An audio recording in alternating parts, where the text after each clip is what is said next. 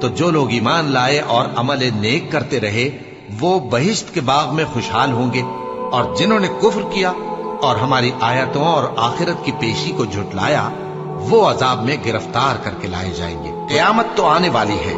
اس کے آنے میں کچھ شک نہیں، لیکن اکثر لوگ ایمان نہیں رکھتے۔ ایک طلب کرنے والے نے عذاب طلب کیا جو نازل ہو کر رہے گا، یعنی کافروں پر، اور کوئی اس کو ٹال نہ سکے گا،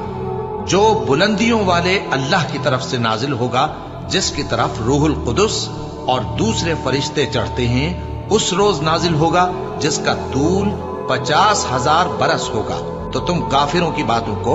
حوصلے کے ساتھ برداشت کرتے رہو۔ لوگ اس دن کو دور سمجھتے ہیں